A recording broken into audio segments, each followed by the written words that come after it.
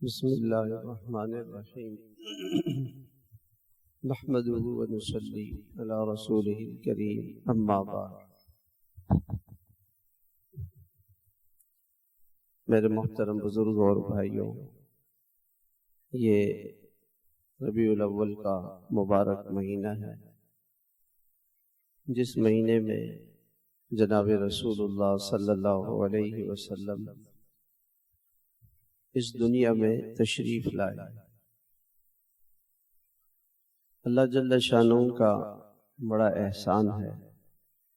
اللہ تعالیٰ کے تو سارے ہی احسانات ہیں، ہر احسان اور ہر انعام اللہ کی طرف سے ہے،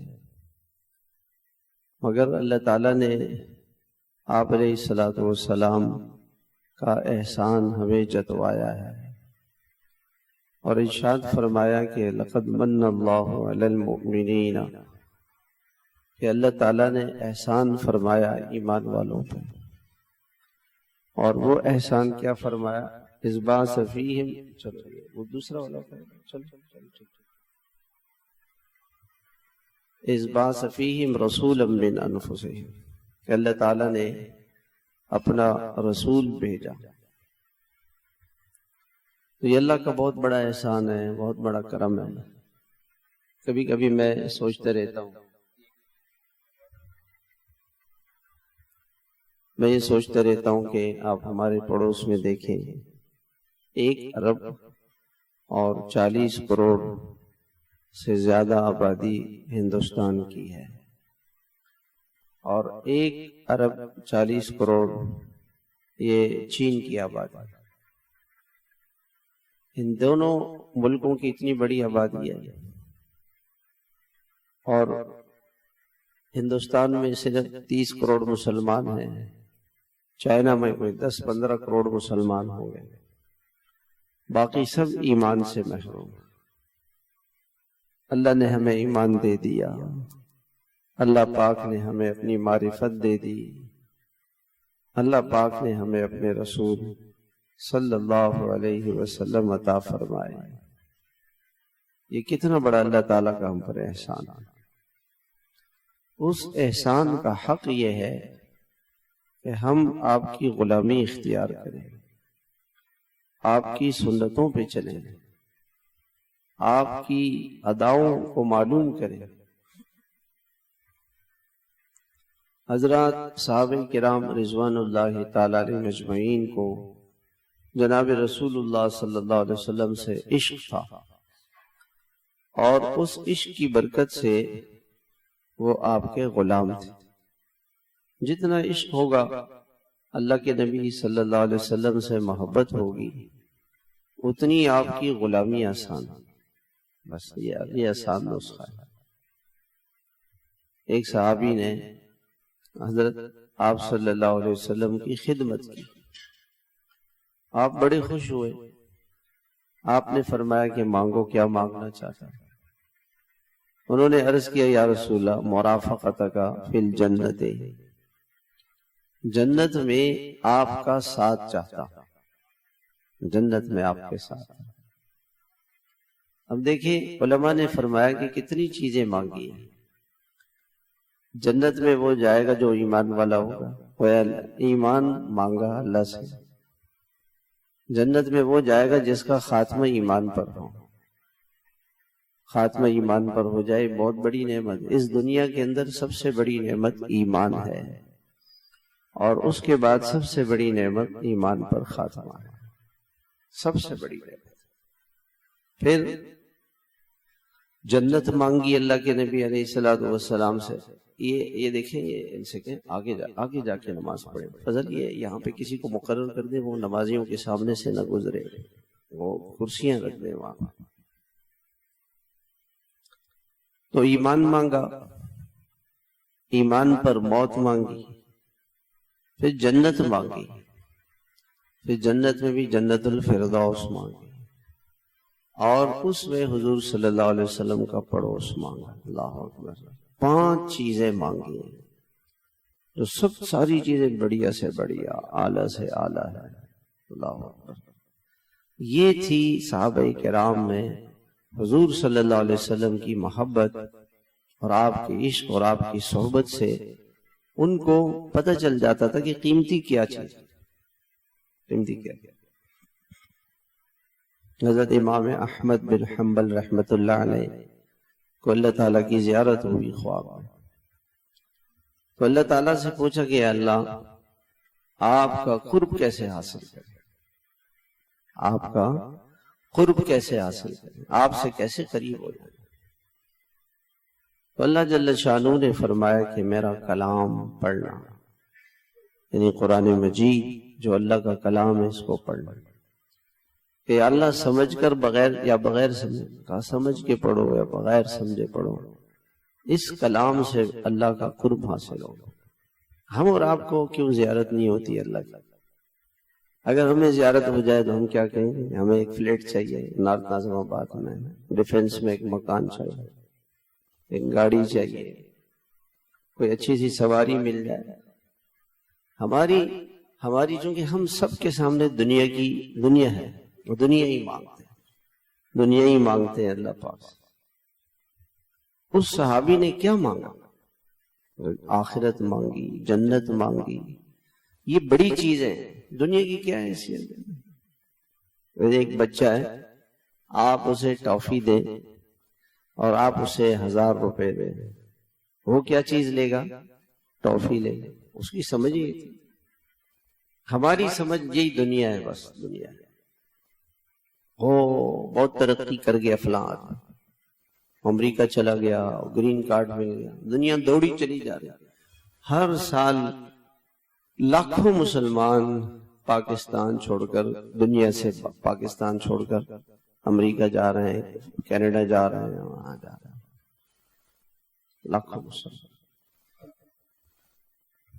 اس دن میں نے اخبار میں پڑھا کہ جرمنی میں کئی لاکھ بچے مسلمانوں کے حکومت نے لے لیے، اور حکومت نے کہا کہ ہم آپ کو نہیں دیں گے، آپ اپنے بچوں کو تعلیم نہیں دلا سکتے، ہم تعلیم دلائیں گے، ہم ان کو کافر بنائیں گے، کافروں کے ماحول میں رکھیں گے، ان کو اپنے کاموں کے لیے، کفر کے لیے استعمال کریں گے۔ تو چلے تو گئے مسلمان، لیکن نسل چلی گئی، نسل چلی گئی۔ عورتیں شوہروں سے کیا کہتی ہیں؟ دبئی چلے جاؤ، امریکہ چلے جاؤ، کینیڈا چلے جاؤ، یورپ چلے جاؤ۔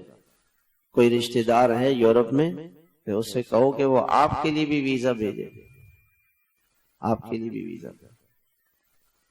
ہمارے ڈاکٹر امجد صاحب رحمت اللہ علیہ یہ فرماتے تھے کہ جو لوگ 100 سال پہلے امریکہ گئے، یورپ گئے، آج ان کی نسلوں میں سے کوئی ایمان والا نہیں ہے۔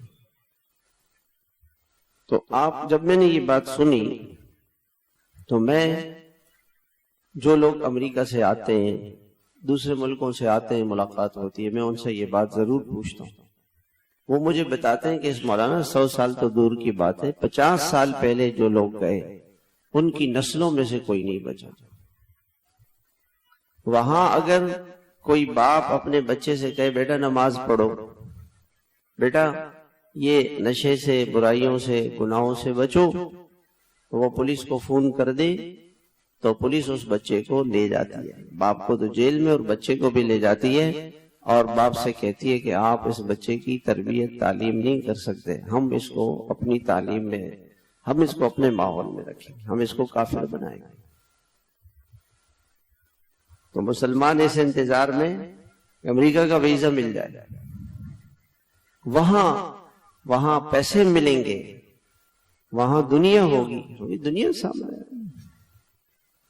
صحابہ آخرت والے تھے، ان کے سامنے آخرت تھی، آخرت کی قیمت تھی۔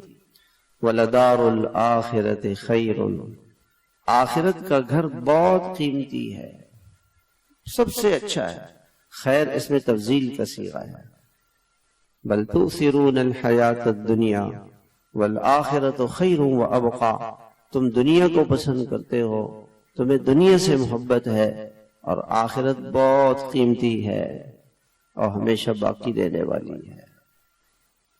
تم دنیا چاہتے ہو، تو ہمارے چونکہ نظر میں دنیا ہے، اس لیے ہمارے یعنی لوگ اللہ والوں کے پاس جاتے ہیں دنیا کے مسائل لے کے کہ میری دنیا کا یہ مسئلہ ہے، آخرت کے مسئلہ کوئی نہیں لے کے جاتا کہ میرا خاتمہ ایمان پہ ہو جائے، میری جنت بن جائے، میری آخرت بن جائے، میری اولاد کو وہ تعلیم دیں گے جس تعلیم سے ان کی دنیا بنے، جس سے ان کی دنیا بنے، ان کی آخرت بن جائے، اس کی کوئی سوچ ہی نہیں، فکر ہی نہیں۔ تو جب اولاد کو دین کی تعلیم نہیں ملتی ہے، اولاد نافرمان ہو جاتی ہے، پھر کہتے ہیں کہ مولوی صاحب کوئی تعویذ دیں، کوئی آپ دم درود کریں نا کہ بیٹا ہمارا ٹھیک ہو جائے۔ ایک آدمی نجاست میں اس نے پاؤں رکھا ہوا ہے، چاروں طرف گندگی ہے، نجاست ہے، اور مولوی صاحب سے کہہ رہے ہیں جو میرے جسم سے تو بدبو آ رہی ہے، آپ کوئی دم کریں، درود کریں، میرے جسم کا گندگی بدبو ختم ہو جائے۔ بھائی بدبو میں تو آپ نے پاؤں رکھا ہوا، کیسے ختم ہو؟ آپ نے اپنی اولاد کی صحبت کے لیے، ان کی تعلیم و تربیت کے لیے کس ادارے کا انتخاب کیا، کون سے ماحول کا انتخاب کیا؟ ابھی کچھ عرصے پہلے ہمارے سندھ حکومت نے ایک قانون پاس کیا ہے کہ سندھ میں اسکولوں میں ڈانس سکھانے کے لیے ایک استاد مقرر کیا جائے گا جو بچوں اور بچیوں کو ملا کے ڈانس سکھائے گا، وہ ڈانس کریں گے۔ اب وہ تو ہمارے بچوں کو کہاں لے کے جا رہے ہیں، ہمیں اس کی کوئی فکر نہیں۔ آپ اسکولوں میں چلے جائیں، صبح صبح میوزک کی آوازیں آتی ہیں، جن کی صبح میوزک ہو، جن کی ابتدا میوزک سے ہو، ان کا دن کہاں سے گزرے؟ اللہ کے نبی نے فرمایا الغنا ينبت النفاق فی القلب کما ينبت الماء الزرع، گانا بجانا ناچنا یہ انسان کے دل کو منافق کر دیتا ہے، جیسے پانی کھیتی کو سیراب کرتا ہے اور کھیتی کو بڑھاتا ہے، ایسے ہی ناچنا گانا یہ انسان کو منافق بنا دیتا ہے، اللہ سے دور کر دیتے ہیں۔ ہماری نسل اللہ سے دور ہو رہی ہے، ہمیں اس کی فکر نہیں ہے، ہمیں تو اس کی فکر ہے کہ بی بی اے کر لیں، ایم بی اے کر لیں، ہمیں کچھ پیسے لا کے دیں، ہماری دنیا بنائے۔ تو صحابی نے اللہ کے نبی علیہ السلام سے کہا کہ مجھے جنت میں آپ کا پڑوس چاہیے، جنت میں آپ کا پڑوس چاہیے۔ وہ سمجھدار لوگ تھے، سمجھدار۔ حضرت امام احمد بن حنبل نے اللہ سے کیا پوچھا؟ اے اللہ آپ کا قرب چاہیے، اللہ کا قرب چاہیے۔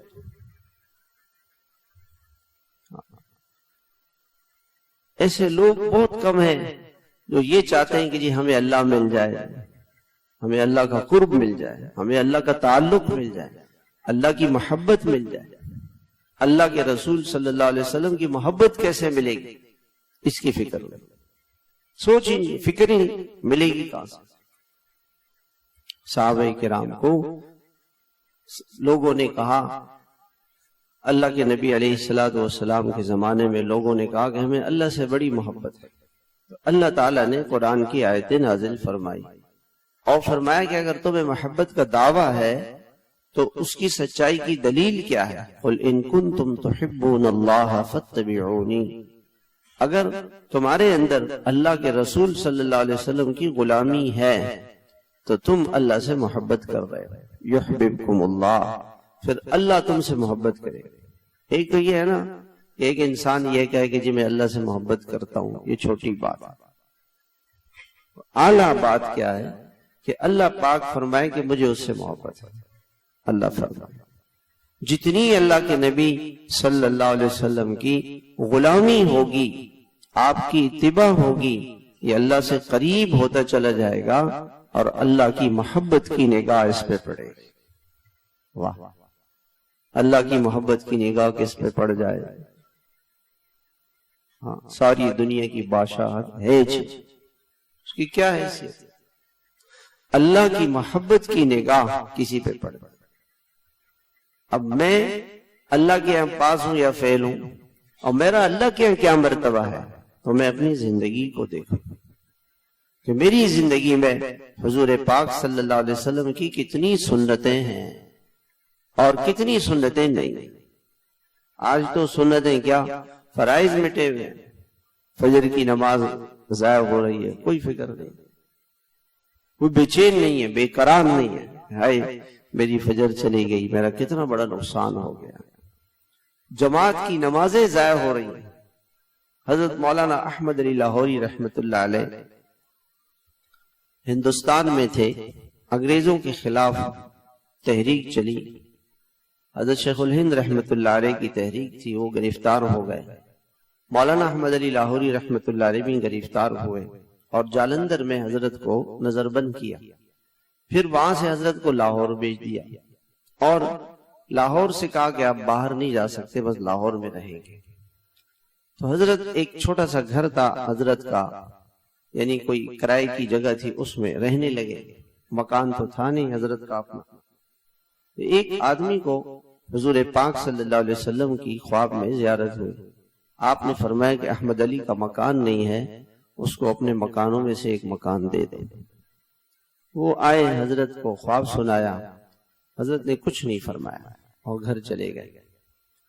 ایک مہینے کے بعد وہ پھر آیا، کہا کہ حضرت میں نے پھر یہ خواب دیکھا، حضرت نے کچھ نہیں کہا کہ ہاں ہاں میری ضرورت ہے۔ اللہ کے غیر کی طرف بالکل نہیں متوجہ ہوتے یہ اللہ والے، اللہ کے غیر پہ بالکل نگاہ نہیں۔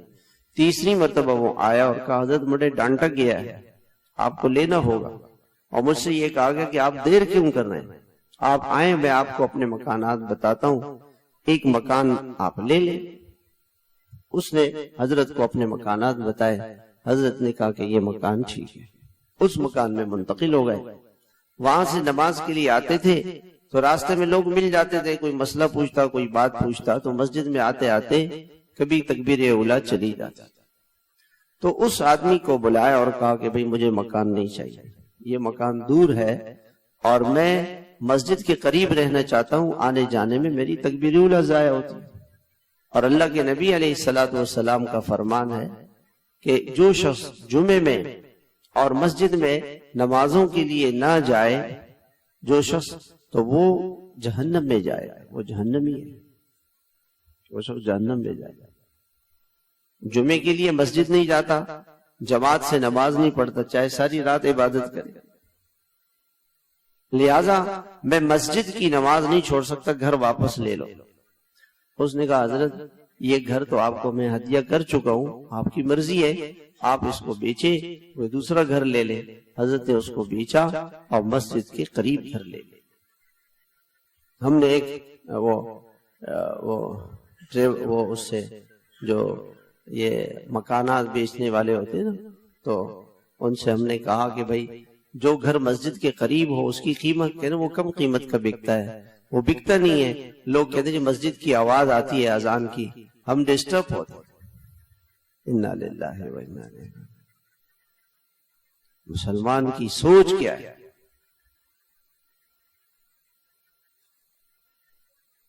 اور وہ جو اللہ اس کے رسول پہ مرنے مٹنے والے تھے تو ان کو تو اس کی فکر تھی کہ ہمیں مسجد میں جماعت مل جائے، اور ہمیں اس کی کوئی فکر نہیں کہ جماعت، ہمیں پتہ ہے کہ ہم 5 منٹ کے بعد سفر شروع کریں گے تو راستے میں ہمیں جماعت نہیں ملے گی، تو بھئی ہم جماعت پڑھ کے کام شروع کریں، اس کی فکر نہیں۔ فرض نماز کو مسجد میں جا کے پڑھیں، اس کی فکر نہیں۔ ہمارے حضرت رحمت اللہ علیہ پوری جوانی حضرت فرماتے تھے کہ میں گھر میں، چونکہ 10 سال تقریباً خانقاہ میں حضرت رہے اور 60 سال حضرت کی عمر تھی، 50 سال گھر میں رہے، میں پوری زندگی گھر میں سخت گرمی میں پنکھا بند کر کے صحن میں سوتے تھے، کہتے گھر والے پنکھا چلاتے پھر بند کر دیتے، اور صبح جب اٹھتے تو پسینے سے شرابور ہوتے کہ پنکھا چلاؤں گا، نرم بستر پر سوؤں گا تو نیند آئے گی، فجر میں کیا ہوگا۔ جن کو آخرت کی فکر ہوتی ہے وہ اس فکر میں لگے رہتے ہیں کہ ہماری نماز ضائع نہ ہو، ہماری کوئی سنت ضائع نہ، کوئی سنت ہم سے نہیں چھوٹی۔ حضرت مولانا الیاس رحمت اللہ علیہ بیمار ہو گیا اخیر میں، جب انتقال سے کچھ عرصے پہلے سخت بیماری، پیچس کی بیماری تھی حضرت، جب ویسے ہوش سا نہیں رہتا کہ نماز کا وقت آتا تو فوراً حضرت فرماتے مجھے لے جاؤ نماز کے لیے. 2 آدمی پکڑتے اور پاؤں زمین کے اوپر لڑکتے ہوئے جا کے صف میں کھڑا کر دیتے. لوگ کہتے حضرت آپ اپنے کمرے میں نماز پڑھ لیں. کہا کہ نہیں، حضور صلی اللہ علیہ وسلم نے جماعت سے نماز اس وقت تک پڑھی ہے جب آپ کو 2 صحابہ اٹھا کر لے جاتے. جب تک آپ مسجد جا سکتے تھے آپ نے مسجد کو نہیں چھوڑا. مسجد کا اہتمام، جماعت کی نماز کا اہتمام. اب بیٹا نماز پڑھ رہا ہے کہ نہیں پڑھ رہا ہے، ماں کو اس کی فکر ہی نہیں. اسکول کے کام کی فکر ہے، ہوم ورک کی فکر ہے، اور اس کی اچھے اسکول میں، مہنگے اسکول میں، اور اس کو ڈگری اچھی مل جائے، لیکن یہ فکر نہیں ہے. ایک آدمی نے شادی کی اور شادی کے بعد میرے پاس آیا، کہنے لگا جی بیوی بات نہیں مانتی ہے اور بہت پریشان ہوں. میں نے اس سے کہا، سوال کیا کہ جب آپ شادی کر رہے تھے تو آپ نے آ کے ہم سے پوچھا تھا کہ میں شادی کروں کیسے، کس عورت سے کروں؟ کہا نہیں. میں نے کہا آپ کس لیے آئے؟ بھائی جب شادی کرنا چاہو تو اس وقت پوچھو نا. پھر میں نے اس سے دوسرا سوال یہ کیا کہ یہ بتاؤ کہ آپ نے جب شادی کی تھی تو آپ کی بیوی نماز پڑھتی تھی، آپ نے اس کا پوچھا تھا؟ کہ نہیں میں تو یہ نہیں پوچھا. میں نے کہا آپ کی بیوی نے تبلیغ میں وقت لگایا تھا؟ کہا نہیں میں نے تو یہ نہیں پوچھا. میں نے کہا جب آپ نے یہ پوچھا ہی نہیں، آپ نے دین کی بنیاد پر شادی ہی نہیں کی، اب آپ اپنی بیوی سے توقع رکھ رہے ہیں کہ وہ آپ کی بات مانے، وہ جو اللہ کی نہیں مانتی وہ آپ کی کہاں سے مانے؟ چلو میں نے کہا یہ غلطی آپ نے کی کہ یہ پوچھا ہی نہیں. آج کل تو محبت کی شادیاں کرتے ہیں لوگ، جہاں کوئی آوارہ لڑکی ہوگی وہ اس سے محبت ہو. محبت تو آوارہ سے ہوگی نا، شریف عورت سے تو نہیں ہوگی. شریف لڑکے سے کوئی شریف لڑکا کسی عورت سے کبھی دوستی نہیں لگائے، کبھی نہیں لگائے. آوارہ لڑکے سے دوستی ہوئی، آوارہ لڑکی سے دوستی ہوئی اور شادی کی. اب سر پیٹ رہے.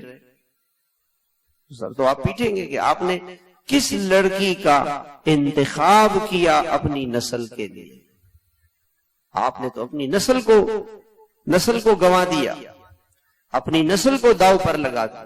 کوئی ہوش نہیں ہے نوجوان لڑکوں اور لڑکیوں کو کہ ماں باپ سے پوچھیں وہ شریف رشتے کریں گے، جو سمجھ میں آ جائے، جہاں دل چلا جائے، جس پہ دل لگ. تو میں نے کہا کہ اچھا چلو جی، آپ نے شادی پوچھنے سے پہلے غلطی کی، پھر شادی میں غلطی کی، پھر آپ کی شادی ہوئی کتنا عرصہ ہو گیا؟ 2 سال. میں نے کہا 2 سالوں میں آپ نے گھر میں تعلیم کرائی ہے؟ کہنا نہیں. میں نے کہا آپ اپنی بیوی کی تربیت ہی نہیں چاہتے. میں نے آپ نے ان کا ایک سیروزہ لگایا ہے؟ نہیں سیروزہ تو نہیں لگایا. تو میں نے کہا آپ نے ان کا سیروزہ لگوایا، نہ گھر میں تعلیم کرتے. اب آپ اس سے یہ توقع رکھتے ہیں کہ وہ آپ کی مانے جو اللہ اس کے رسول کے ماننے پہ آپ نے اس کو تیار نہیں کیا. مسلمان کا بچہ تو ایسا تھا کہ حضرت اسماعیل علیہ السلام کو باپ نے کہا کہ بیٹا آپ کے گلے پہ چھری چلے گی، اللہ کا حکم ہے. ابا جان تیار، ابا جان اللہ کے لیے گردن کٹانے کے لیے تیار ہو. ہمارا بیٹا فجر پڑھنے کے لیے تیار نہیں. ہماری بیٹی جو ہے کو ایجوکیشن کو چھوڑنے کے لیے تیار نہیں، موبائل چھوڑنے کے لیے تیار نہیں. بیٹا یہ موبائل تمہیں جہنم میں لے کے جائے گا. بیٹی یہ موبائل جہنم لے کے جا رہی ہے. اس کو کوئی ہوش نہیں ہے. گناہوں کا نشہ ایسا ہے کہ اس نشے نے ہوش ختم کر دیا کہ ہم کیا کریں. جب نشے میں ہوتا ہے نا انسان، اس کو کوئی پتہ نہیں چلتا، کچرے میں پڑا ہوا ہوتا ہے، سڑک پہ گرا ہوا ہوتا ہے، گٹر کے پاس پڑا ہوا ہوتا ہے، اس کو کیا پتہ. گناہوں کا نشہ، موبائل کے گناہوں کا نشہ ایسا چڑھ گیا ہے کہ اس کو کوئی ہوش نہیں. نہ ماں کی ماننے کے لیے تیار، نہ باپ کی ماننے کے لیے تیار، نہ پڑھنے کے لیے تیار، نہ دین کا، نہ دنیا کا، نہ آخرت کا. اللہ پاک سے محبت کی نشانی کیا ہے کہ جناب رسول اللہ صلی اللہ علیہ وسلم سے محبت ہو. یہ محبت میرے دل میں اللہ کے رسول علیہ السلام سے کتنی محبت ہے اور میری زندگی میں جناب رسول اللہ صلی اللہ علیہ وسلم کی کتنی سنتیں ہیں، اس کو دیکھنا چاہیے، اس کو دیکھنا چاہیے. ہمارے حضرت، اچھا ہمیں کون سی سنتیں یاد ہیں؟ کھانے کے بعد میٹھا کھانا سنت، کھانے کے بعد میٹھا کھانا سنت، پلیٹ صاف کرنا سنت ہے. وہ ایک ساتھی کو کسی نے کہا جی پلیٹ صاف کرنا سنت ہے، انہوں نے کہا کہ جان بچانا فرض ہے. اتنا کھا لیا اب تو جالی چلی جائے گی، جان بچانا تو فرض ہے. یہ سنت ہے یار. حضرت مولانا الیاس رحمت اللہ علیہ کا انتقال ہونے لگا تو حضرت شیخ الحدیث صاحب نور اللہ مرقدہ کو بلایا اور فرمایا حضرت سے کہ اس کا خیال اور دھیان رکھو کہ حضور صلی اللہ علیہ وسلم کی مبارک زندگی، آپ کی عادات، آپ کے اخلاق، آپ کے معاملات، اس کو جمع کریں اور یہ لوگوں کے سامنے رکھیں کہ لوگ ایسی زندگی گزاریں جیسے جناب رسول اللہ صلی اللہ علیہ وسلم نے زندگی گزاری. ایک شخص آیا حضرت ڈاکٹر عبدالحی صاحب رحمت اللہ علیہ کے پاس، وہ فرمایا جی اللہ کا احسان ہے کہ مجھے اللہ تعالیٰ نے صفت احسان عطا کر دی. یہ صفت احسان کیا ہے؟ حدیث میں آتا ہے ان تعبد اللہ کانک تراہ. احسان یہ ہے کہ آپ اللہ کی ایسی عبادت کریں گویا کہ آپ اللہ کو دیکھ رہے ہیں. اور فَإِن لَمْ تَكُنْ تَرَاهُ فَإِنَّهُ يَرَاكَ، میں اللہ کو دیکھ رہا ہوں. اگر یہ کیفیت نہیں بن رہی تو اللہ تو مجھے دیکھ ہی رہا ہے. اگر یہ کیفیت نہ بنی کہ میں اللہ کو دیکھ رہا ہوں تو اللہ تو دیکھ رہے ہیں، اللہ پاک تو ہر وقت دیکھ رہے ہیں، ہر وقت ہمارے ساتھ. اس نے کہا حضرت مجھے یہ دھیان حاصل ہو گیا. حضرت نے فرمایا کہ یہ دھیان نماز میں حاصل ہوا ہے؟ کہا ہاں حضرت نماز میں. فرمایا کہ جب گھر میں بیوی بچوں کے پاس ہوتے ہو، بازار میں، اسکول میں، کالج میں، یونیورسٹیوں میں اور سڑکوں پر ہوتے ہو، اس وقت یہ استحضار ہوتا ہے کہ اللہ مجھے دیکھ رہا ہے. حضرت اس وقت تو نہیں ہوتا. فرمایا کہ یہ استحضار صرف نماز کے لیے نہیں ہے، یہ 24 گھنٹے اس کا استحضار ہو کہ اللہ مجھے دیکھ رہا ہے، اللہ مجھے دیکھ رہا ہے. جب یہ استحضار ہوگا تو تنہائی میں گناہ نہیں کرے گا، خلوت کے گناہ نہیں کرے گا، موبائل کے گناہ نہیں کرے گا، کالج یونیورسٹی میں جا کے گناہ نہیں کرے گا. سڑک پہ اس کی آنکھیں گناہ نہیں کر سکتی ہیں کہ اللہ دیکھ رہا ہے، اللہ دیکھ رہا ہے، گناہ نہیں کر سکتی. آج ہماری تنہائیاں ناپاک ہو گئی. قبر کی تنہائی میں کیا ہوگا؟ کبھی سوچا اس کو؟ ہزاروں برس کی تنہائی ہوگی. کبھی قبرستان جائے اور وہاں جا کے بیٹھے کہ یہ ہماری طرح سے کھاتے پیتے تھے، رہتے سہتے تھے، آج کہاں؟ موت کتنی آسان ہو گئی. صبح ہے شام نہیں ہے، شام ہے صبح نہیں. قبر کی تنہائی میں کیا ہوگا؟ جب دنیا کی تنہائی میں ہو اس وقت یہ سوچے کہ ایک دن قبر کی تنہائی ہوگی. آج اگر اس تنہائی میں گناہ کروں گا تو قبر کی تنہائی میں کیا ہوگا؟ یہ استحضار اس کو دنیا کی تنہائی میں گناہ سے روک. تو ہمارے استاد محترم حضرت مولانا تقی عثمانی صاحب دامت برکاتہم العالیہ سے ایک شخص نے حضرت سے، حضرت شیخ ڈاکٹر عبدالحی صاحب رحمت اللہ علیہ نے فرمایا کہ مولوی تقی صاحب آپ کی تعلیم و تربیت کے لیے ایک واقعہ سنا تھا، اور فرمایا کہ 55 برس ہو گئے میری شادی. کتنے سال ہو گئے؟ 55 سال. 50 اور 5، اور 55 سالوں میں آج تک میں نے بیوی پہ غصہ نہیں کیا. یہ ہے اللہ کا استحضار، یہ ہے حضور صلی اللہ علیہ وسلم کی سنت کی اتباع کہ آپ علیہ السلام گھر میں غصہ نہیں کرتے تھے. کبھی بھی آپ نے گھر میں غصہ نہیں کیا. گھر میں غصہ نہیں کرنا چاہیے. چھوٹی چھوٹی باتوں پہ غصہ ہو جاتا ہے، ایک دم غصہ ہو جاتا ہے. اچھا یہ بتائیں سب سے زیادہ غصہ ہمیں کہاں آتا ہے؟ جی اپنا آپریشن کریں نا، ہم اپنا تھرمامیٹر سے اپنے کو چیک کریں. میں اپنی بات کرتا ہوں کہ سب سے زیادہ غصہ گھر میں آتا ہے. بیٹے کو ماں پہ غصہ آتا ہے، اور شوہر کو بیوی پہ غصہ آتا ہے، اور بیوی کو شوہر پہ غصہ آتا ہے. ہر وقت شوہر بیوی پہ غصہ ہوگی، بیوی شوہر پہ غصہ ہوگی. فرمایا 55 برس گزر گئے اور میں نے آج تک گھر میں غصہ نہیں کیا. کیوں کہ جناب رسول اللہ صلی اللہ علیہ وسلم کا مبارک ارشاد ہے خیرکم خیرکم لأہلہم، تم میں سب سے اچھا انسان وہ ہے جو اپنے گھر میں سب سے اچھا ہے. اور دوسری حدیث میں خیرکم خیرکم لنسائہم، بہترین انسان وہ ہے جو اپنے گھر کی عورتوں کے ساتھ سب سے اچھا ہے. ماں کے ساتھ سب سے اچھا سلوک، بیوی کے ساتھ، بہن کے ساتھ، بیٹی کے ساتھ، بہو کے ساتھ سب سے اچھا سلوک، ساس کے ساتھ سب سے اچھا سلوک. ابھی مجھے کوئی کہہ رہا تھا وہ کہ جی وہ شادی ہوئی اور بہو سے ساس کوئی بات کرے تو موڈ خراب کرے، باتوں باتوں پہ شوہر سے کہے کہ جی مجھے الگ گھر دلاؤ، مجھے ساس کے ساتھ نہیں رہنا. سب سے اچھا سلوک اپنی ساس کے ساتھ، سب سے اچھا سلوک اپنی بہن کے ساتھ، اپنی بہو کے ساتھ، اپنی نند کے ساتھ، اپنی بھابھی کے ساتھ.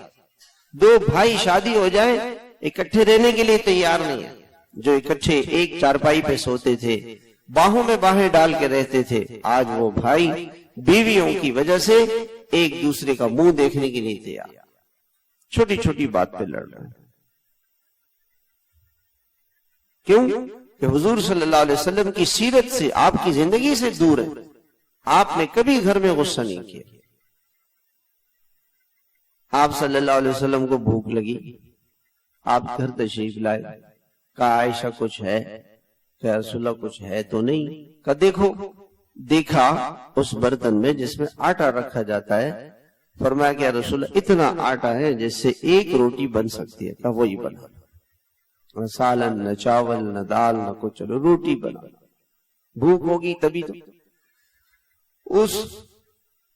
اس آٹے کو گوندا گیا، روٹی پکائی. حضرت عائشہ نے روٹی صحن میں رکھی اور اندر کسی کام کے لیے آئی. بکری آئی، روٹی کھا.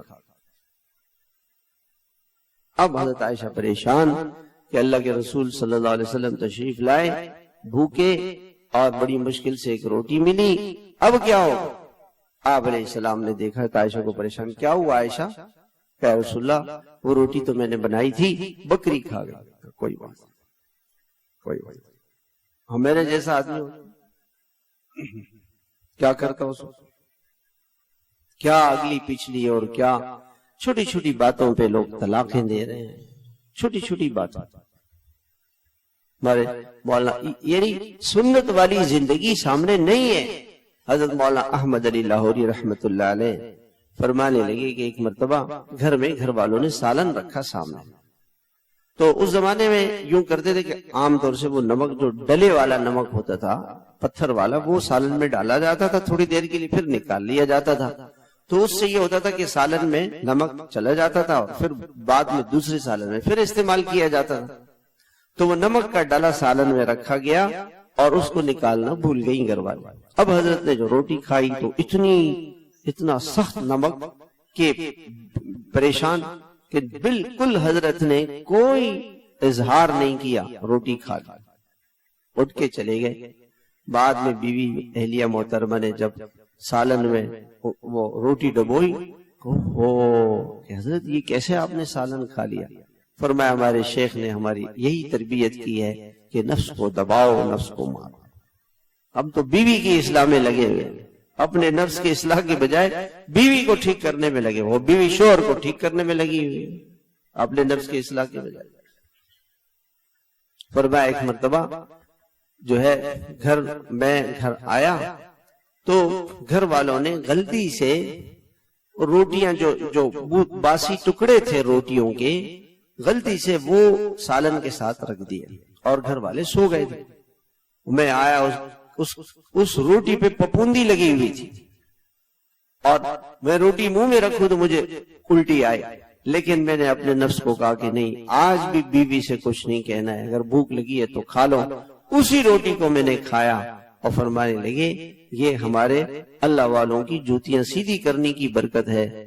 40 سال ہو گئے حضرت آپ صلی اللہ علیہ وسلم کا ارشاد، رسول اللہ صلی اللہ علیہ وسلم فی الطعام قط پوری زندگی اللہ کے نبی صلی اللہ علیہ وسلم نے کھانے میں کبھی کوئی عیب نہیں نکالا. ہماری لڑائی تو اس پہ ہوتی ہے کہ چائے صحیح نہیں بنائی، آٹا صحیح نہیں گوندا، سالن صحیح نہیں بنایا، اور انہی باتوں پہ لڑائی. اور حضرت مولانا احمد علی لاہوری رحمۃ اللہ علیہ فرماتے تھے کہ 40 برس گزر گئے، میں نے آج تک کبھی گھر میں یہ نہیں کہا کہ ایسا سالن کیوں بنایا. یہ ہے سنت کی اتباع. تبھی تو حضرت کی قبر سے خوشبو آئی. ایک کتاب میں نے پڑھا کہ چند ہستیاں ہیں، کروڑوں مسلمانوں میں سے چند ہستیاں ہیں جن کی قبروں سے خوشبو آئی، اور اس میں ایک حضرت مولانا احمد علی لاہوری تھے. یہ سنت کی اتباع، نفس کو مارنا. کوئی ہمیں گالی دے اور خاموش رہے. ایک آدمی تھے، وہ عالم تھے، تو وہ حضرت کو برا بلا گالیاں اور سب کچھ کرتے تھے. ایک دن حضرت راستے میں ان کو مل گئے. اچھا، وہ حضرت سے چھپنا چاہ رہے تھے. حضرت اور وہ تیز ہو گئے، حضرت بھی تیز ہو گئے. وہ جا کے ایک مسجد کے واش روم میں چلے گئے. حضرت وہیں بیٹھ گئے.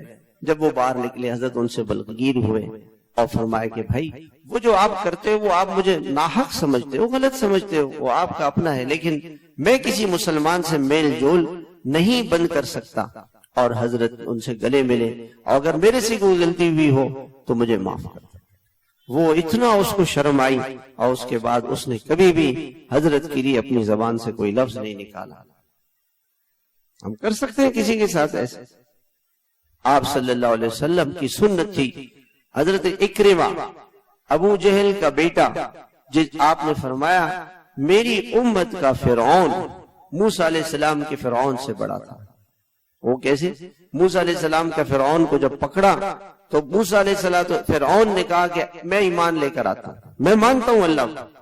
اور جب ابو جہل کی گردن کاٹنے کے لیے حضرت عبداللہ بن مسعود گئے تو انہوں نے کہا کہ میری گردن نیچے سے کاٹنا، تاکہ میرا سر جب لگے سرداروں تو میرا سر بڑا نظر آئے. اور یاد رکھو ابھی بھی میں اللہ کے رسول علیہ الصلوۃ والسلام سے سخت دشمن ہوں. میں آپ کفر پر انتقال ہوں. آپ نے فرمایا میری امت کا فرعون موسیٰ علیہ السلام کے فرعون سے سخت تھا. اس اکرمہ کی بیوی آئی کہ یا رسول اللہ کا میرے بیٹے کو آپ معاف کر دیں گے؟ میں ایمان لے. بیٹا بھاگ گیا، یمن چلا گیا، اور یمن گیا، وہاں کشتی میں سوار ہوا، کشتی پھنس گئی. تو کہنے لگا، اچھا جب کشتی پھنسی تو لوگوں نے کہا اللہ کو پکارو. تو اکرمہ نے کہا ہم تو اللہ کو چھوڑ کر آئے ہیں، اللہ کو کیسے پکاریں؟ یعنی اب تو اللہ ہی کو پکارو گے تو بچیں گے. تو سب نے اللہ کو پکارا. خیر کشتی واپس آئی. جب واپس آئی کشتی تو بیوی نے کہا کہ بھئی میں آپ صلی اللہ علیہ وسلم سے بات کر کے آئی ہوں، دیکھو آپ کہیں بھی چلے جاؤ، آپ علیہ السلام کے دامن کے بغیر اور آپ کی شفقت کے بغیر. انہوں نے کہا کہ کوئی اور جگہ نہیں مل سکتی. انہوں نے کہا میں جب جاؤں گا تو مجھے قتل کر دیں گے. کہا نہیں. اس کی کیا نشانی ہے؟ کہ یہ حضور صلی اللہ علیہ وسلم کی چادر ہے.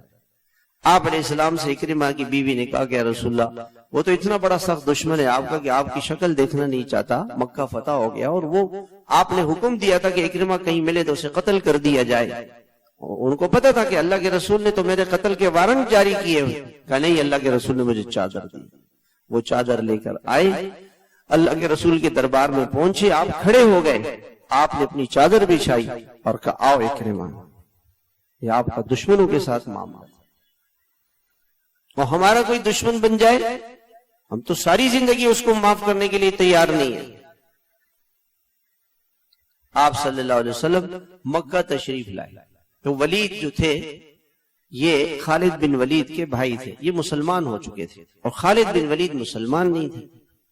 آپ علیہ السلام نے ان کے بھائی سے پوچھا ولید سے کہ خالد کہاں ہے؟ انہوں نے جواب دیا کہ وہ آپ کی شکل مبارک والعیاذ باللہ دیکھنا نہیں چاہتے، وہ تو بھاگ کے طائف چلے گئے. میرے جیسا کوئی ہوتا ٹھیک ہے، موقع آئے گا تو ہم بھی دیکھیں گے اس کے ساتھ. آپ نے فرمایا ولید سے کہ خالد بڑا سمجھدار آدمی ہے، اب تک اسلام کی خوبیاں اس پہ نہیں کھلی، اور اگر خالد آئے گا ہمارے پاس ہم اس کو بہت آگے رکھیں گے، سب سے آگے رکھیں گے. ولید نے خط لکھا اور یہ خط خالد بن ولید کو ملا.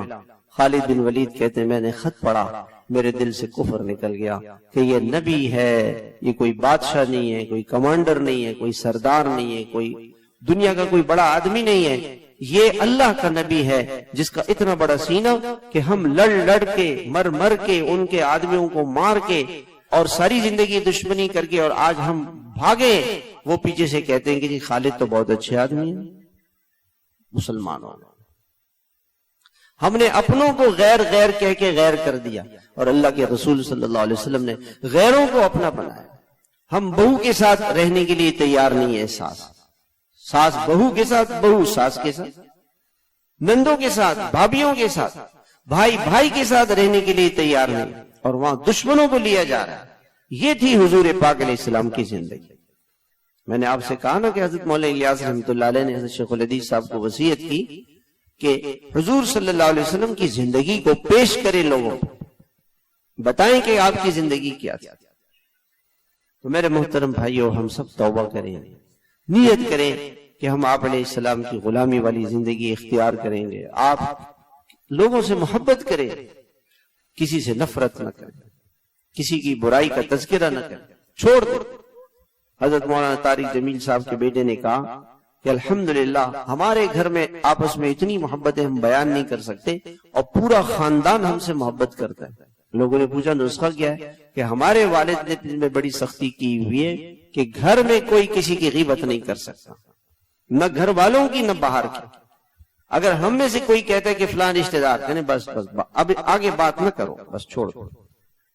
کوئی کسی کی بات غیبت کر ہی نہیں سکتا، اور ہمارے گھر غیبتوں سے بھرے ہوئے، مجلسیں شروع یہیں سے کرتے ہیں، شروع بیٹھتے او جی فلاں ایسا ہے، فلاں غیبت ہی غیبت۔